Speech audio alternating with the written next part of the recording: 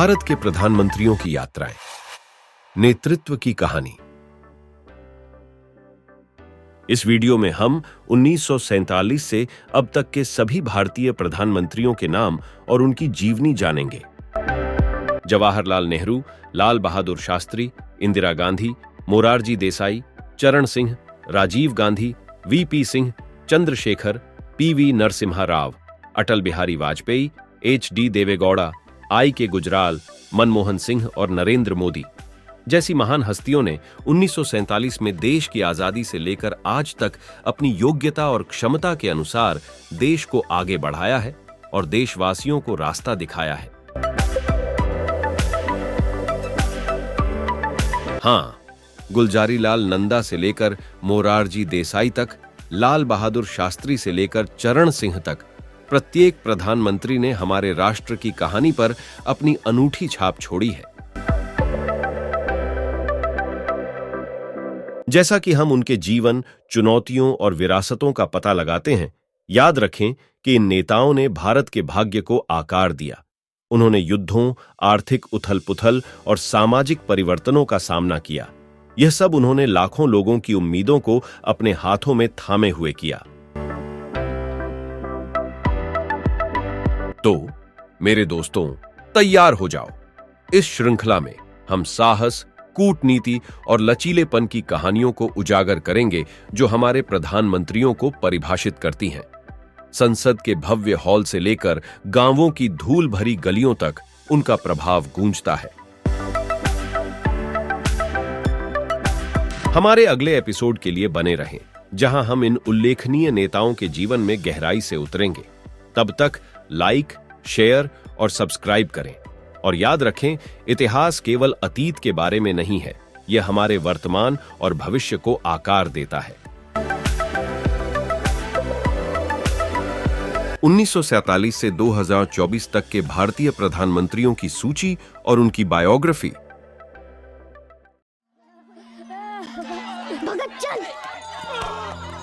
You understand what the roll-up says? Do you understand law? I said harder!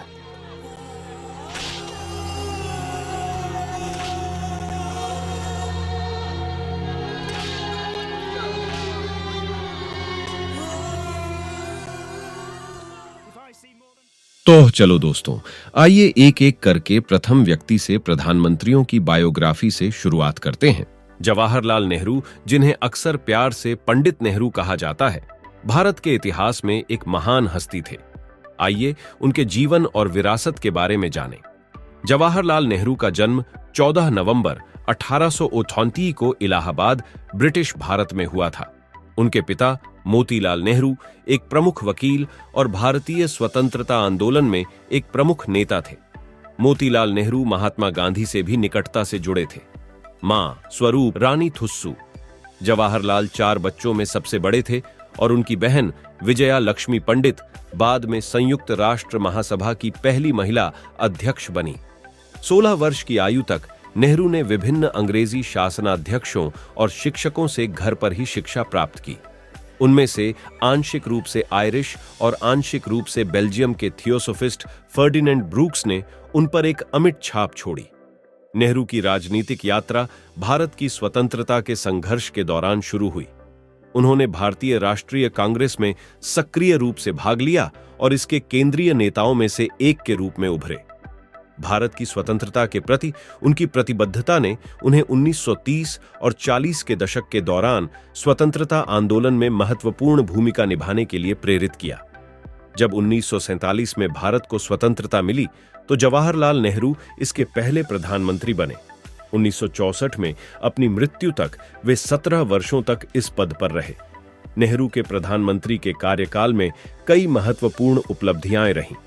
संसदीय सरकार, उन्होंने भारत में एक मजबूत संसदीय प्रणाली की स्थापना की। तटस्थ विदेश नीति, नेहरू ने विदेश मामलों में गुटनिरपेक्षता की वकालत की, जिससे शीत युद्ध के दौरान भारत एक तटस्थ खिलाड़ी के रूप में स्थापित हुआ। आर्थिक विकास और शिक्षा, उन्होंने आर्थिक विकास और शिक्षा पर ध्यान केंद्रित किया। एक नए स्वतंत्र राष्ट्र के लिए उनके महत्व को पहचाना। नेहरू को आधुनिक भारत के निर्माताओं में से एक माना जाता है। उनकी दृष्टि ने देश की धर्मनिरपेक्ष, लोकतांत्रिक और समाजवादी नींव को आकार दिया। उनका प्रभाव राजनीति से परे था। वे एक लेखक और राजनेता भी थे। दुख की बात है कि जवाहरलाल नेहरू का 27 मई 1964 को दिल का दौरा पड़ने से नई दिल्ली में निधन हो गया।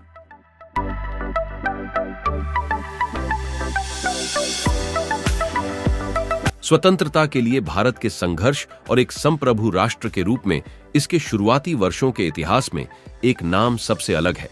एक ऐसा नाम जो सादगी, ईमानदारी और लोगों के प्रति अटूट प्रतिबद्धता का पर्याय है। यह कहानी है लाल बहादुर शास्त्री की। प्रारंभिक जीवन और शिक्षा। 2 अक्टूबर 1904 को मुगल सराय, अब पंडित दीनदयाल उपाध्याय नगर, उत्तर प्रदेश में लाल बहादुर श्रीवास्तव के रूप में जन्मे शास्त्री जी एक साधारण पृष्ठभूमि से थे। उनकी शिक्षा वाराणसी में महात्मा गांधी काशी विद्यापीठ में हुई, जहां उन्होंने अहिंसा और मानवता की सेवा के सिद्धांतों को आत्मसात किया। गांधी के शिष्य और स्वतंत्रता सेनानी। महात्मा गांधी के अंग्रेजों के साथ असहयोग के आह्वान से प्रेरित होकर शास्त्री जी स्वतंत्रता संग्राम में शामिल हो गए। 1921 में असहयोग आंदोलन के दौरान उन्हें कारावास का सामना करना पड़ा। राजनीतिक कैरियर। 1947 में भारत की स्वतंत्रता के बाद शास्त्री जी की राजनीतिक यात्रा ने गति पकड़ी। उन्होंने 1961 से 1963 तक भारत के 6वें गृह मंत्री के रूप में कार्य किया, जहां उनके स्पष्ट दृष्टिकोण ने प्रभाव छोड़ा। 1965 के भारत पाक युद्ध के दौरान उनके नेतृत्व ने उन्हें राष्ट्र का सम्मान दिलाया। भारत के प्रधानमंत्री 1964-1966। 1964 में जवाहरलाल नेहरू के निधन के बाद शास्त्री जी भारत के दूसरे प्रधानमंत्री बने। उनके कार्यकाल की पहचान प्रसिद्ध नारे जय जवान जय किसान से हुई, जिसमें सैनिकों और किसानों दोनों का सम्मान किया गया। उन्होंने आर्थिक विकास, आत्मनिर्भरता और एकता पर जोर दिया। विरासत और सम्मान। 1966 में ताशकंद, यूएसएसआर, अब उज्बेकिस्तान में शास्त्री जी के आकस्मिक निधन से राष्ट्र शोक में डूब गया। मरणोपरांत उन्हें भारत के सर्वोच्च नागरिक सम्मान भारत रत्न से सम्मानित किया गया। अगर आपको यह वीडियो पसंद आए तो प्लीज लाइक, शेयर और सब्सक्राइब जरूर करें। तो चलिए दोस्तों, आगे बढ़ते हैं। इंदिरा गांधी एक उल्लेखनीय भारतीय राजनीतिज्ञ और कई मायनों में एक पथ प्रदर्शक थीं। आइए उनके आकर्षक जीवन और करियर के बारे में जानें। प्रारंभिक जीवन और परिवार। 19 नवंबर 1917 को भारत के इलाहाबाद में जन्मी इंदिरा नेहरू जवाहरलाल नेहरू की इकलौती संतान थी, जिन्होंने ब्रिटेन से भारत की आजादी के संघर्ष में अहम भूमिका निभाई थी। इंदिरा ने शांति निकेतन में विश्व भारतीय विश्वविद्यालय में पढ़ाई की और बाद में इंग्लैंड में ऑक्सफोर्ड विश्वविद्यालय में अध्ययन किया। 1942 में उन्होंने भारतीय राष्ट्रीय कांग्रेस के एक साथी सदस्य फिरोज गांधी से शादी की। दंपति के 2 बच्चे थे, संजय और राजीव गांधी। राजनीतिक करियर। इंदिरा गांधी 1928 में कांग्रेस पार्टी में शामिल हुईं और धीरे धीरे पार्टी में शीर्ष पर पहुंच गईं। उन्होंने 1966 से 1973 तक और फिर 1980 से 1984 में अपनी हत्या तक भारत की पहली महिला प्रधानमंत्री के रूप में कार्य किया। अपने कार्यकाल के दौरान उन्होंने कृषि और विदेशी मामलों से संबंधित नीतियों और सुधारों को लागू किया। 1971 में बांग्लादेश मुक्ति युद्ध के दौरान उनके नेतृत्व, जिसके कारण बांग्लादेश का निर्माण हुआ, को व्यापक जन समर्थन मिला। चुनौतियां और विवाद। इंदिरा को राजनीतिक विरोध, आर्थिक संकट और पार्टी के अंदरूनी संघर्षों सहित कई चुनौतियों का सामना करना पड़ा। उनके शासन का दौर विवादों से अछूता नहीं रहा। 1975 में घोषित आपातकाल भारतीय इतिहास का एक विवादास्पद अध्याय बना हुआ है। हत्या। दुखद बात यह है कि 31 अक्टूबर 1984 को नई दिल्ली में इंदिरा गांधी की उनके ही अंगरक्षकों ने हत्या कर दी थी। उनकी विरासत भारतीय राजनीति को आकार देती है और नेताओं की पीढ़ियों को प्रेरित करती है। भारत के राजनीतिक परिदृश्य पर इंदिरा गांधी के प्रभाव को कम करके नहीं आंका जा सकता। वह एक ऐसी दुर्जेय नेता थीं जिन्होंने अपनी अमिट छाप छोड़ी।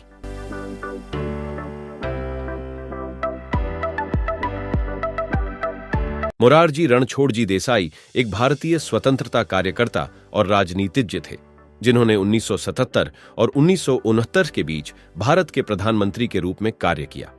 आइए उनके आकर्षक जीवन और करियर पर एक नजर डालें। प्रारंभिक जीवन और सक्रियता। मोरारजी देसाई का जन्म 29 फरवरी 1896 को भदेली, जो अब वलसाड़, गुजरात, भारत का हिस्सा है, में हुआ था। उन्होंने ब्रिटिश औपनिवेशिक शासन के खिलाफ भारतीय स्वतंत्रता संग्राम में सक्रिय रूप से भाग लिया। भारत की स्वतंत्रता के प्रति उनकी प्रतिबद्धता ने उन्हें राजनीतिक परिदृश्य में एक प्रमुख व्यक्ति बना दिया। राजनीतिक यात्रा। देसाई ने भारत सरकार में कई महत्वपूर्ण पदों पर कार्य किया। बॉम्बे राज्य के मुख्यमंत्री वे 1952 से 1956 तक इस पद पर रहे। वित्त मंत्री। प्रधानमंत्री जवाहरलाल नेहरू के कार्यकाल में वे 1958 से 1963 तक इस पद पर रहे। उप प्रधानमंत्री। प्रधानमंत्री इंदिरा गांधी के कार्यकाल के दौरान वे 1977 से 1959 तक भारत के दूसरे उप प्रधानमंत्री रहे। गृह मंत्री।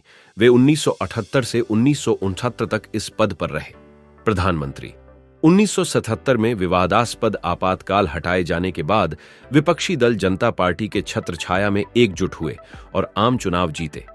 मोरारजी देसाई भारत के चौथे प्रधानमंत्री चुने गए, जिससे वे देश के इतिहास में पहले गैर कांग्रेसी प्रधानमंत्री बन गए। शांति पहल और अंतर्राष्ट्रीय ख्याति। देसाई अपनी शांति सक्रियता के लिए प्रसिद्ध है। उन्होंने दो प्रतिद्वंद्वी दक्षिण एशियाई देशों भारत और पाकिस्तान के बीच शांति को बढ़ावा देने के लिए महत्वपूर्ण प्रयास किए। प्रधानमंत्री के रूप में उनके कार्यकाल में संघर्षों को टालने और पड़ोसी देशों के बीच संबंधों को बेहतर बनाने के उद्देश्य से पहल की गई। बाद के वर्ष और पुरस्कार। मोरारजी देसाई अपने प्रधानमंत्री पद के बाद भी राजनीति में सक्रिय रहे। उन्हें 1991 में प्रतिष्ठित भारत रत्न, भारत का सर्वोच्च नागरिक पुरस्कार और 1990 में निशान पाकिस्तान, पाकिस्तान का सर्वोच्च नागरिक पुरस्कार सहित कई सम्मान मिले। देसाई का निधन 10 अप्रैल 1965 को मुंबई, पूर्व में बॉम्बे, महाराष्ट्र, भारत में 99 वर्ष की आयु में हुआ।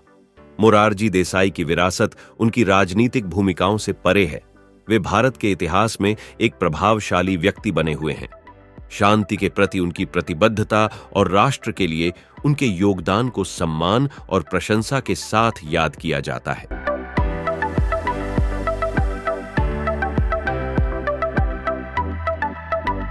चौधरी चरण सिंह वह भारत के किसान राजनेता एवं 5वें प्रधानमंत्री थे। उन्होंने यह पद 28 जुलाई 1978 से 14 जनवरी 1980 तक संभाला। चौधरी चरण सिंह ने अपना संपूर्ण जीवन भारतीयता और ग्रामीण परिवेश की मर्यादा में जिया।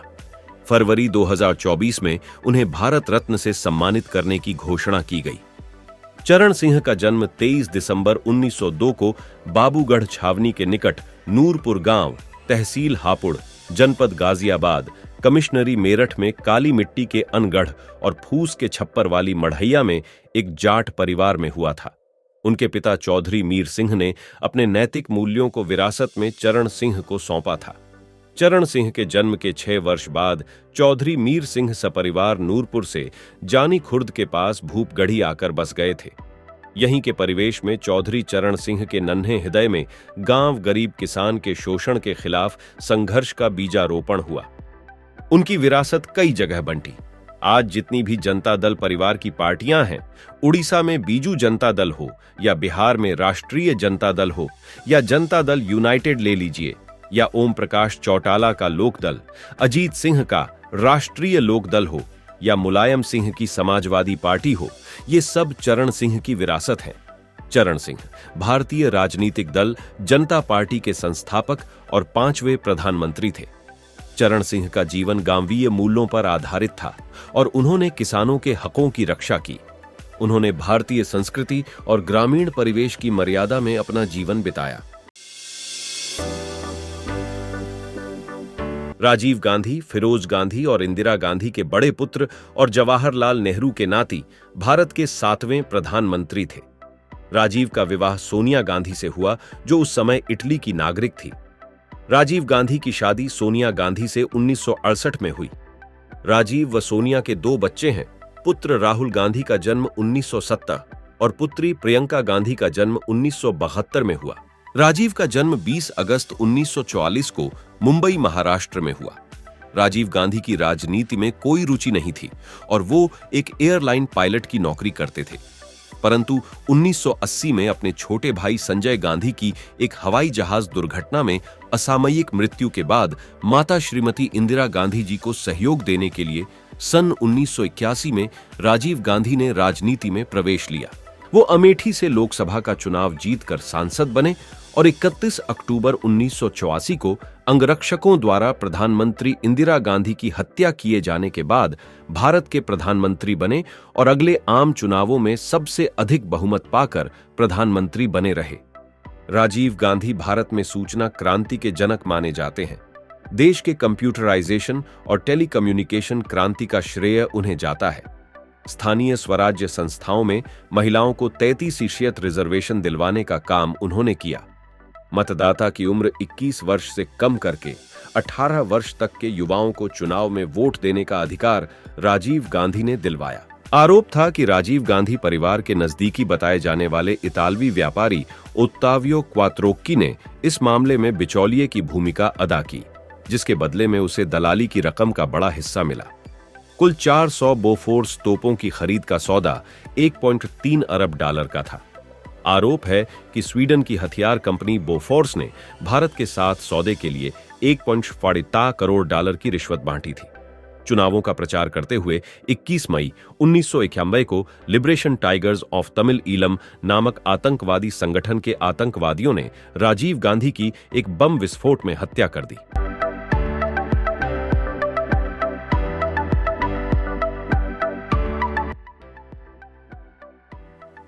विश्वनाथ प्रताप सिंह भारत गणराज्य के 10वें क्रम के 7वें व्यक्ति प्रधानमंत्री थे और उत्तर प्रदेश के मुख्यमंत्री रह चुके हैं। उनका शासन 1 साल से कम चला, 2 दिसंबर 1959 से 10 नवंबर 1990 तक। विश्वनाथ प्रताप सिंह भारत के 8वें प्रधानमंत्री थे।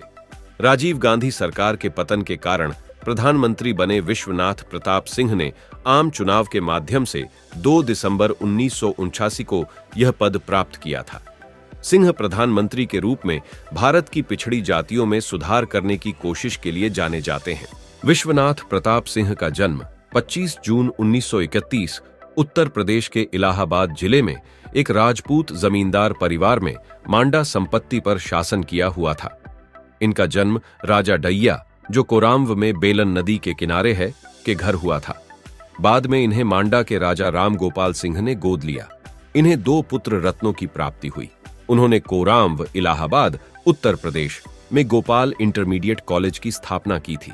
1959 का लोकसभा चुनाव पूर्ण हुआ। कांग्रेस को भारी क्षति उठानी पड़ी। उसे मात्र 167 सीटें ही प्राप्त हुईं।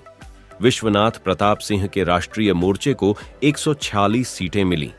भाजपा और वाम दलों ने राष्ट्रीय मोर्चे को समर्थन देने का इरादा जाहिर कर दिया। तब भाजपा के पास 46 सांसद थे और वाम दलों के पास 52 सांसद। इस तरह राष्ट्रीय मोर्चे को 248 सदस्यों का समर्थन प्राप्त हो गया। वी.पी. सिंह स्वयं को प्रधानमंत्री पद का उम्मीदवार बता रहे थे। उन्हें लगता था कि राजीव गांधी और कांग्रेस की पराजय उनके कारण ही संभव हुई है। लेकिन चंद्रशेखर और देवीलाल भी प्रधानमंत्री पद की दौड़ में शरीकन हो गए। ऐसे में यह तय किया गया कि वीपी सिंह की प्रधानमंत्री पद पर ताजपोशी होगी और चौधरी देवीलाल को उप प्रधानमंत्री बनाया जाएगा। प्रधानमंत्री बनते ही उन्होंने सिखों के घाव पर मरहम रखने के लिए स्वर्ण मंदिर की ओर दौड़ लगाई। इस वीडियो का अगला भाग अगले वीडियो में जारी रहेगा। तब तक कृपया इस चैनल को सब्सक्राइब करें और हमें कमेंट करें। धन्यवाद।